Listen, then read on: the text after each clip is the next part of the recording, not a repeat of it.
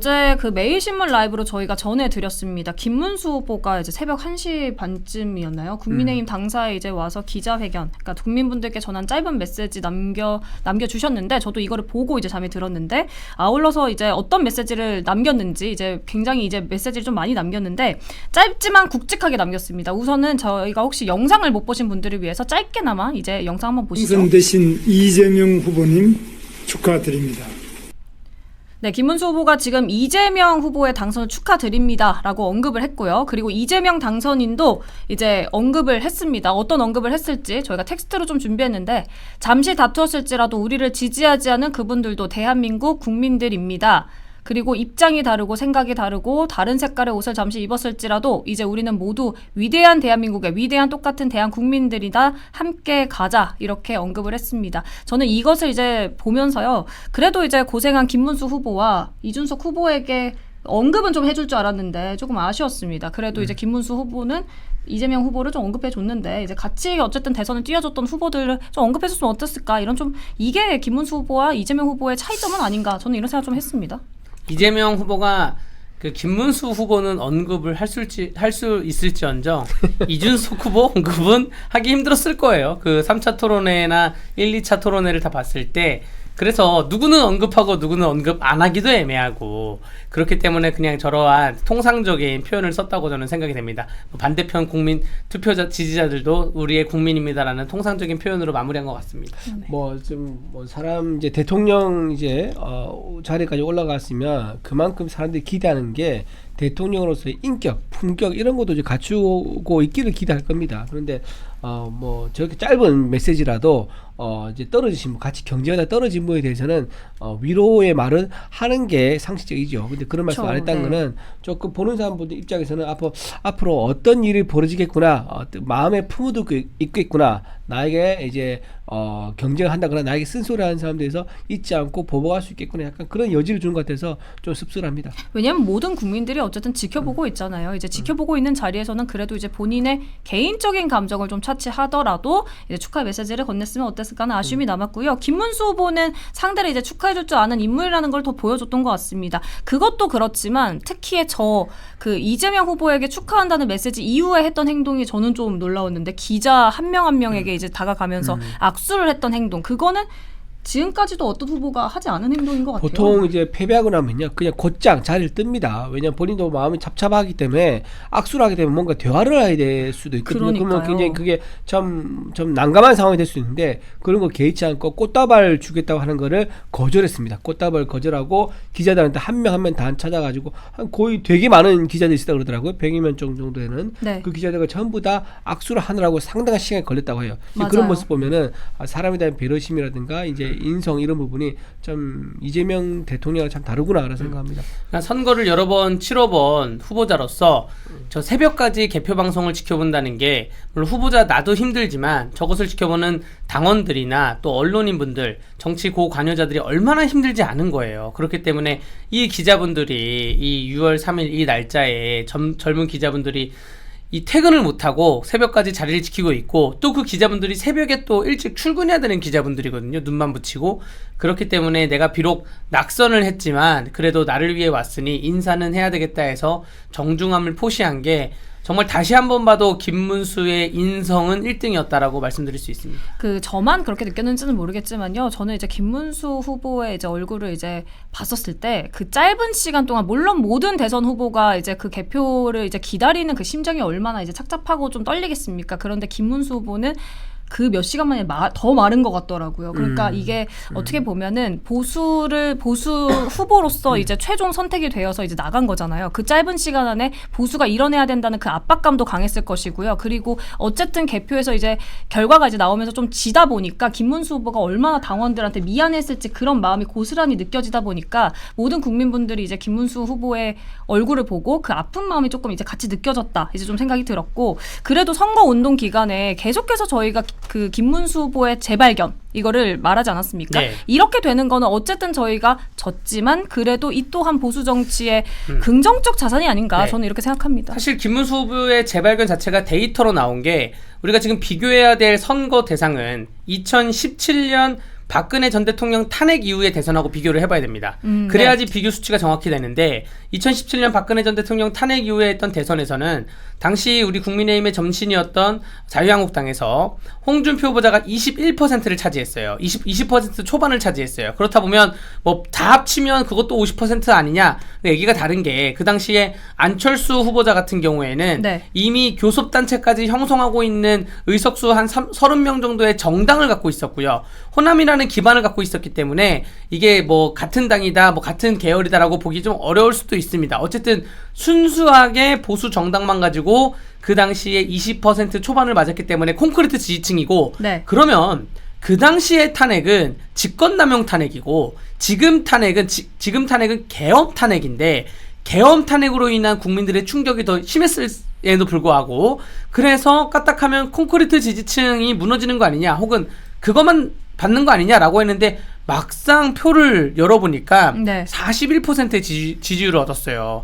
만약에 이준석 후보자까지 합쳐가지고 범보수까지 한다면 거의 50%에 육박을 하거든요.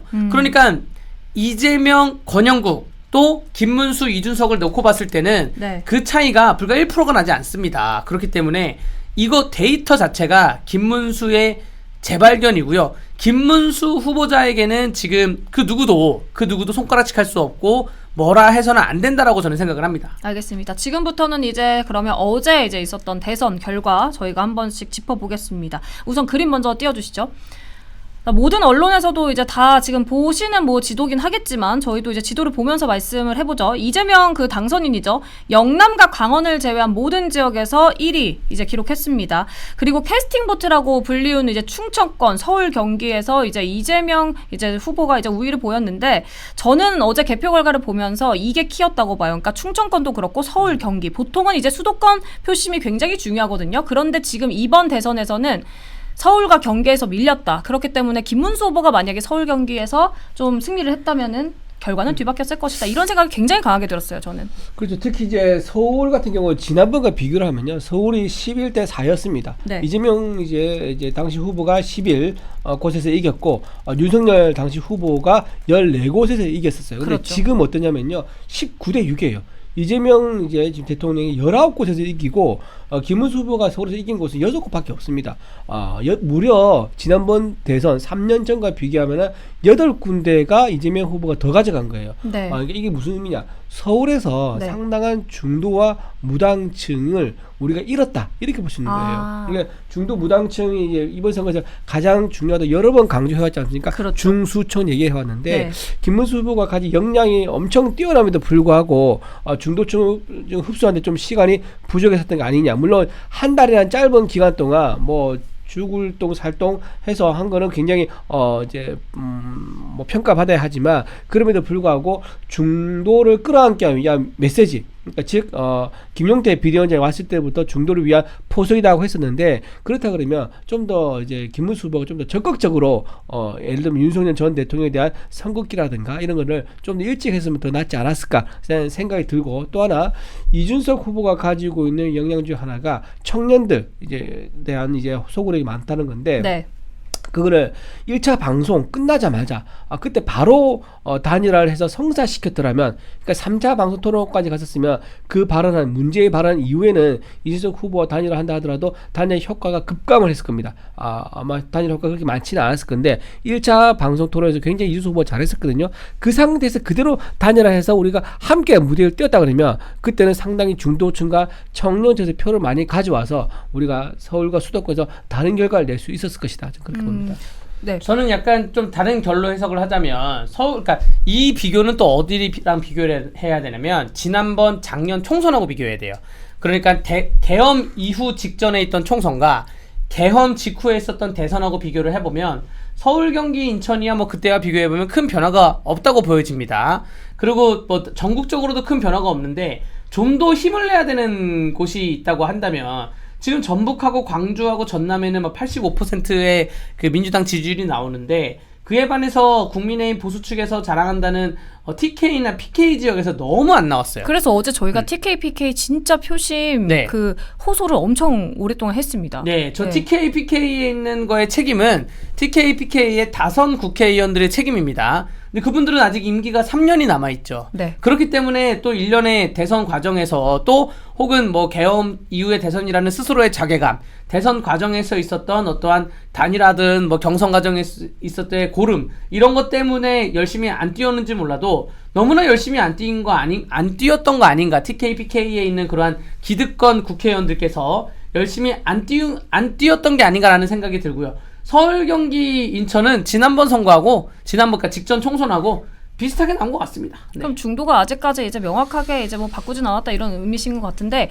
지금 지도를 보면은 원래 우리나라 정치가 그랬습니다만 이제 광주나 전남 쪽 보면은 원래 진보가 세긴 셌어요. 그런데 네. 어제 80%까지 이제 넘어가는 걸 보면서 야, 80% 넘어가는 거는 진짜 네. 너무하다, 너무 강하다 이런 생각이 좀 들었고요. 그리고 두 번째로 제가 여쭤볼 부분이 우리나라 정치가 항상 저렇게 이제 동서 지역으로 좀 너무 갈립니다. 그러니까 제가 어떻게 생각하냐면 우리나라도 저는 개인적으로 저렇게 너무 지역별로 색깔을 너무 강렬하게 가져가는 거는 좀 바꿀 필요도 있지 않나. 이러다가 한반도가 세 개로 갈릴 지경이다. 이런 우려도 좀 됐거든요. 항상 이쪽은 빨강, 이쪽은 파랑 이게 너무 심하니까요.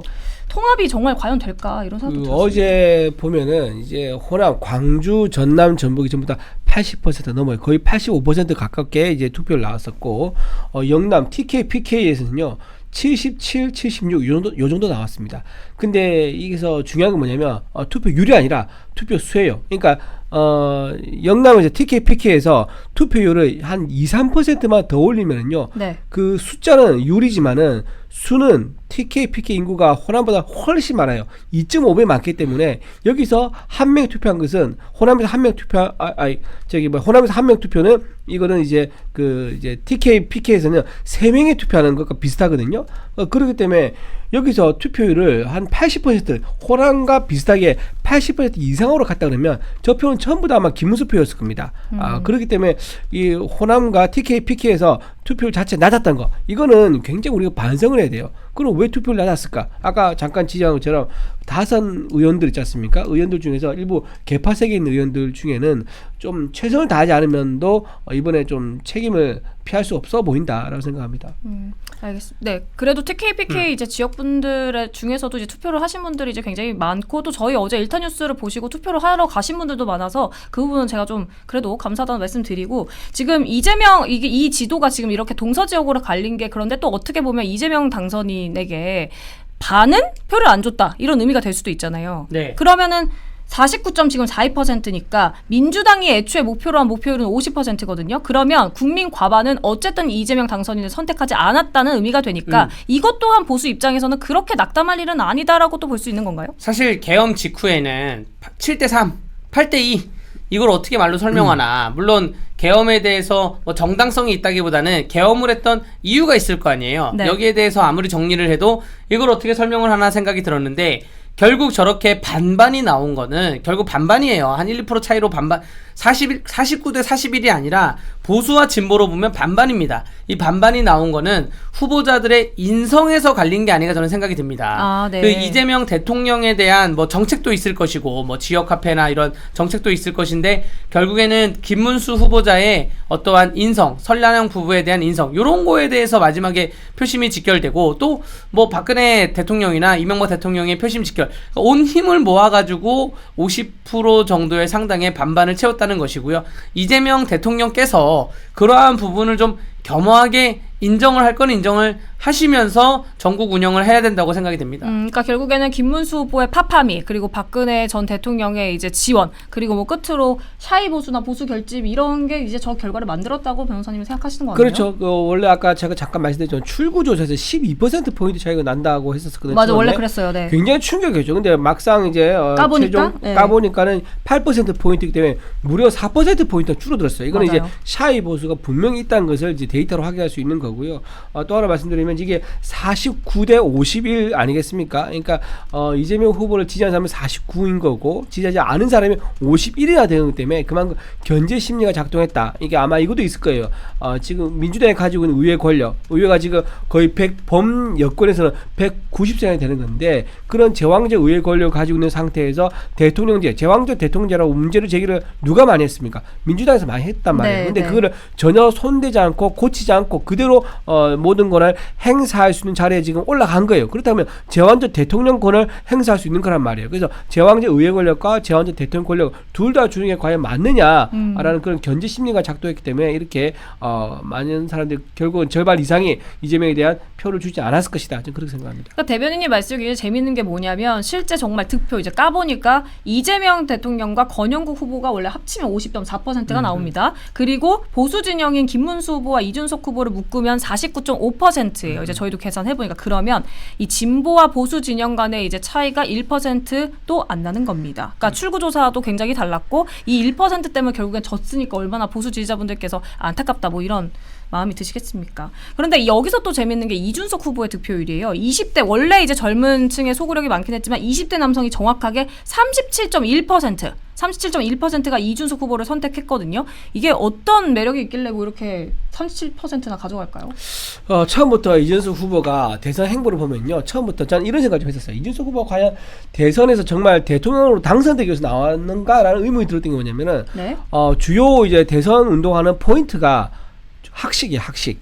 대학교에 있는 학교 식당에 가서 거기서 선거운동했단 말이에요. 네. 물론 이제 다른 후보는 그걸 할 수가 없는 유일한 후보입니다. 이준석 후보만이 그걸 할 수 있는 후보였기 때문에 차별화는 되죠. 차별화는 되지만 선거라는 것은 많은 사람의 골고루 연령, 골고루 전부 다 남녀 구분 없이 고른 연령층에서 고른 어떤 직업군에서 지지를 받아야 되는데 대학생인 곳에 주로 가서 거기서 학교 식당에서 밥을 먹으면서 본인이 선거운동을 했다는 것은 애당초 처음부터 나는 이번이 아니라 차차차기 또는 차차기 이런 거를 염두에 두고 확실한 지지층, 20대 지지층을 만들어두겠다. 내 소쿨에 담아두겠다. 그 목적으로 대선 출마한 게 아닌가라는 생각이 좀 들었었어요. 아직 나이가 또 많이 젊으니까. 그리고 실제로 딱 올해 딱 40이니까 뭐 5년 이제 대통령제가 5년제 아닙니까? 그러면 이제 5년제에서 끝나겠죠?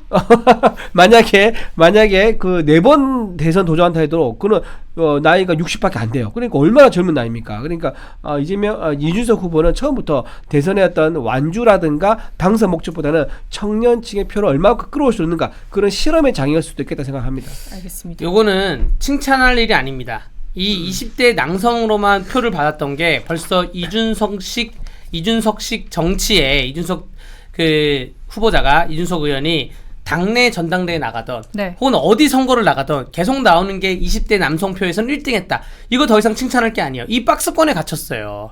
그러면 20대도 아니고 20대 남성이에요. 20대 전체를 놓고 봤을 때는 그 이준석 후보자가 1등한 것도 아닙니다. 그 30대도 그렇고요. 그러니까 20대 남성만 가지고는 대한민국 인구 구조에 어떻게 다음 선거를 준비할 것입니까? 그러면 그 다음 선거에도 이준석이나 개혁신당에서 나왔다면 야 너네 20대 남성은 1등 하겠네. 이게 무슨 의미가 있어요. 이게 너무나 박스권에 갇혀있기 때문에 이거는 개혁신당하고 이준석 그 의원께서 정말로 앞으로 장기간 정치를 하실 거기 때문에 면밀히 고민을 해봐야 되고요. 만약에 20대 뭐 전체적으로 압도적으로 이겼다. 뭐 그러면 정말 한 세대의 한 축을 갖고 가겠구나라고 했는데 20대 남성만 가지고 30% 정도의 언저리 득표를 했다는 거는 그럼 다른 후보들도 그 정도 득표를 했다는 거거든요.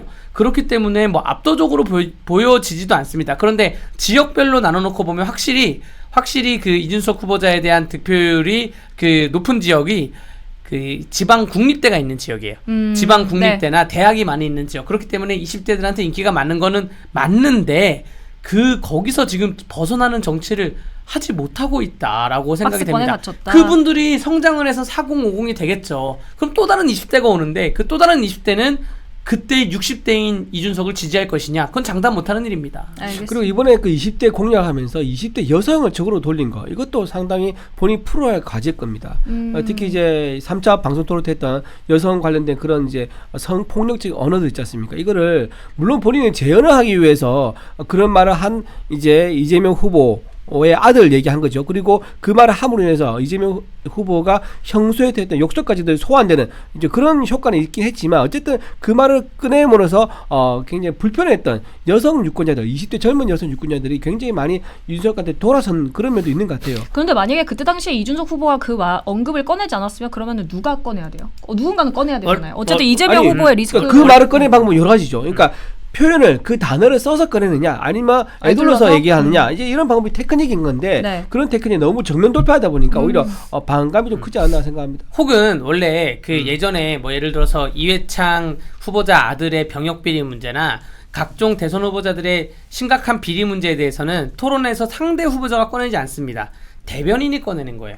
대변인이 내가 잘못되면 내가 책임지겠다는 그런 각오로 각 정당의 대변인이 기자회견을 하면서 꺼내는 건데 네. 지금 이준석 후보자가 했던 발언 이후에 되게 운 좋게 다른 경위로 공소장이 공개가 됐고 판결문이 공개가 됐잖아요. 그 판결문과 공소장이 공개가 안 됐으면 아마 더 힘들어졌을 거예요. 근데 그게 공개가 됐기 때문에 그나마 득표율을 얻은 것이고, 물론 이준석 후보자가 왜 본인의 심정은 왜 여기까지 와서 그 말을 해야 되는지 저는 그 심정은 100번 이해합니다. 이해하지. 그리고 저는 그 말이 저는 잘못했다고 생각하지도 않아요. 그런데 조금 더 세밀하게 전략적으로 분석을 했다면, 그러니까 개혁신당 내부에서 대선을 뛰어보고 혹은 이러한 큰 선거를 떠봤던 전략적인 분석가들이 있었다면 이거는 저희가 총선이나 지방선거에서도 그 얘기 하거든요. 뭐 시장군수 토론회나 국회의원들 후보자 토론회에서 이거는 후보자가 말하는 거 적절하지 않습니다. 그러면 대변인 중에 누가 하겠습니다. 이런 식으로 가는데 그런 부분이 좀 안타까웠다. 저는 정말 이준석 그 의원을 굉장히 아끼는 마음에서 드리는 말씀입니다. 알겠습니다. 지금 저희 구독자 창을 보면요. 구독자분들께서 굉장히 이제 안타까운 마음에